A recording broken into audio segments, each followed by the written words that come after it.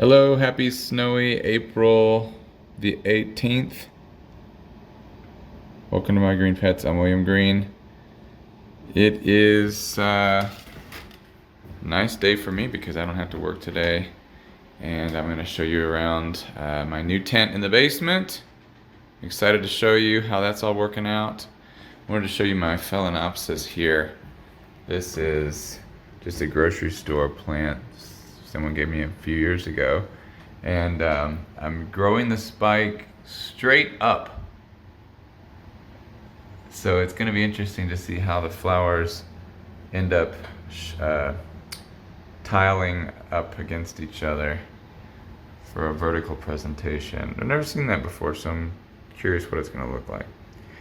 All right, let's get downstairs and look at the new tent. Ta-da! Here it is. Just have one flap open. But here is the new tent, almost over twice as big as the previous tent, and it's already full.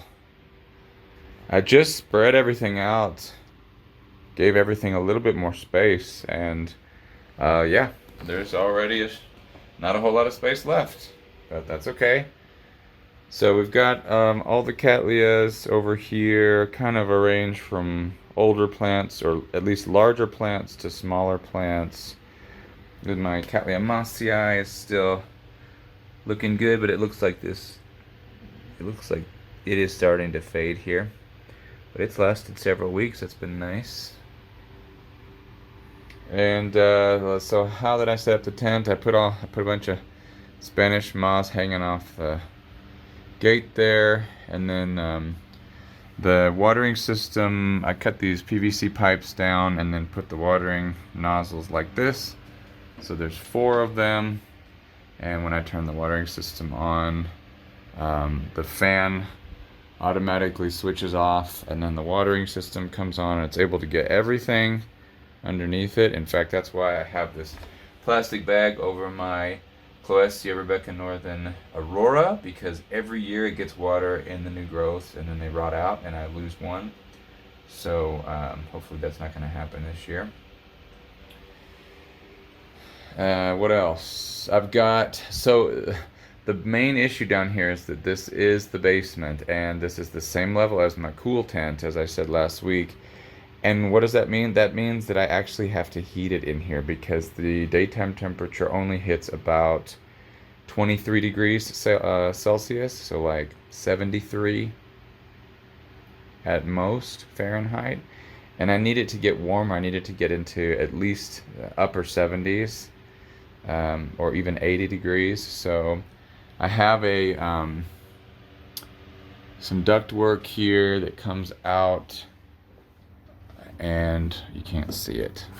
You can see this ductwork here comes down, and then it's got it's just kind of facing a little electric heater, and so the electric heater just blows heat into there, and then when it comes out here, it kind of gets caught by the fan intake and then just gets circulated around the tent. So that is the solution for now to keep it warm. Ironically, when it's cold outside like today, the house heating system blows warm air in through these vents, and that actually heats the room up to a point where I don't need to use the electric heater. But on a hot day, or on a day where the heat's not on, it's so cool down here that this room doesn't get as warm as I would like it to. So we're kind of in that stage of feeling things out, seeing how things are going to grow. But yeah, it's exciting to have a little bit of extra room. I might be able to put my brassicas that I got recently over here, and we're just going to kind of check everything out and see how it grows. They've been in here for a week, and now they're completely under artificial light. The lights kick on. These are the Spider Farmer SF1000s. They kick on at 6 o'clock in the morning, and they kick off at 6 o'clock p.m. And the fan runs 24 hours, except for right before the water kicks on, the automatic watering system. These guys kick on 4 days a week, Tuesday, Thursday, Saturday, and Sunday, and they sprinkle for 5 minutes in the morning at about 7 o'clock. And so the tent has the rest of the day to kind of circulate and dry out a little bit. But because it's way better sealed than my old tent was, the humidity can sit at 90% in here for hours and hours and hours. Even though I do have a vent back here open for air to just blow out of, it still really, really retains humidity well. So that's interesting. In terms of a plant update, I'm so happy to be able to have enough space now where I can see all of my Cattleya seedlings and they can finally get a little bit more attention. You can see some of them really were not doing well. We got some dying leaves and some blackening leaves and that kind of stuff. And it's nothing, it's very slow moving stuff. It's nothing I think I need to be super concerned about, but it's just, the plants just weren't getting enough air circulation. They weren't being watered regularly, and they just weren't being taken very good care of. So I'm hoping to change that now. Now they've all got good light exposure. They've got good air blowing over them. They're going to get watered more often, and hopefully we're going to see better growth out of these Cattleya seedlings. One of the Cattleya seedlings that there's a couple that I'm really, really looking at. First of all, we've got this Blossfeldiana here. You can see it's just slowly putting out growth, just a little bit bigger and bigger, and it looks pretty good. This is a Dowiana aurea seedling here. You can see it's putting out a decent sized leaf. Finally, good to see on that one. That's been several years. Over here we've got Cattleya King George, not to be confused with Cattleya George King.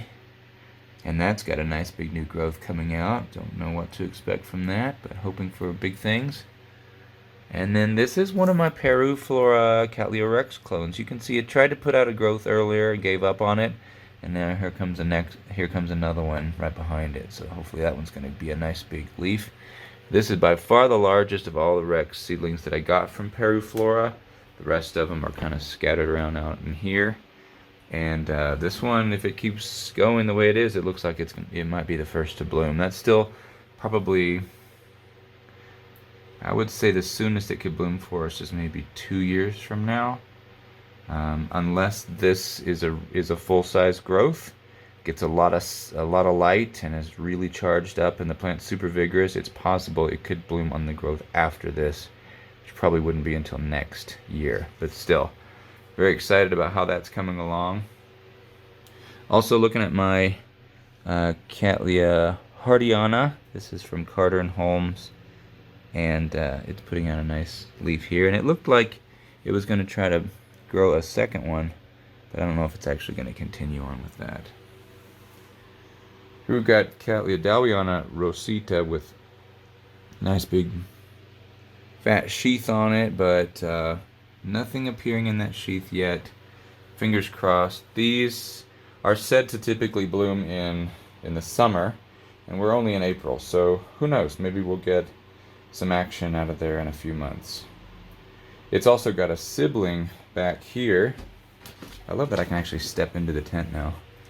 It's got a nice new growth on it as well, and we might get to see something on that too.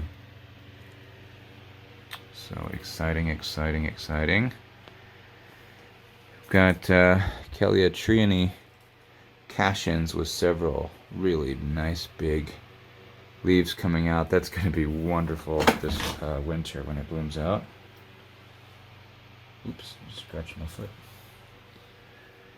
And yeah, okay, let's look at all the Catasetini. So they are really going strong now. You can see all kinds of growth on these guys pushing out.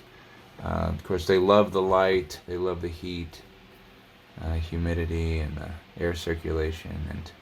And I haven't treated anything for mites yet, but I would say I'm not quite sure. I need to do some research on how those. I think they're potassium sulfides or some the type of soap in the insecticidal soap.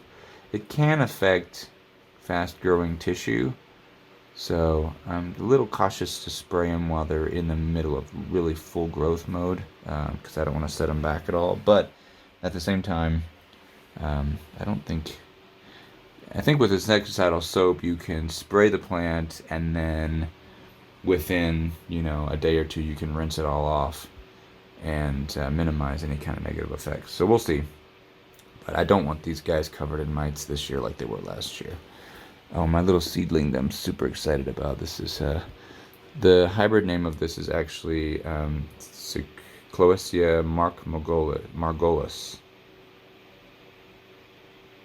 That's very exciting. Looking forward to a lot from that one. We got Pinguicula cyclosecta catching lots of fungus gnats. I think they're really liking that species for some reason, so that's cool to see. And then we got a brand new picture on Nepenthes eustacia. I really like the hip at the bottom, that long top part. And then we're looking for some new pictures on my Pervillea here. We got one forming there. Then I got my Bulbophyllum over here, kind of all together. Hal finally is putting out a new growth. That's very exciting to see. Good to see Hal growing, and hopefully you can see his leaves look pale and some kind of yellow and speckly, just not good. So I'm really hoping that he can recover and get back to his old self, because he doesn't look great right now. He's kind of pale. So we'll see how it comes along. We've got my Vanda falcata here and Graecum leonis, and then we've got my Dienia ophrydis back here. And then this pot is a Amorphophallus cognac. So this is it's called a voodoo lily. It's like one of those stinky ones, kind of related to the corpse flower, but not as big. But still, they say it can get 5 feet tall. So we'll see. I planted the tuber just last week. It was starting to show signs of growth, and so we'll just keep our eyes on that. And that was a gift from a friend earlier this year. So yeah, I think we'll stop it there. And this is the new home. We're still fine-tuning things, dialing it in, as it were. But yeah, it's exciting. It's going to be exciting for everything to have so much space to go up and out and over, places for me to hang stuff if I want to, and just more space. All right, thanks for tuning into My Green Pets. I'm William Green, and I will see you next time. Bye-bye.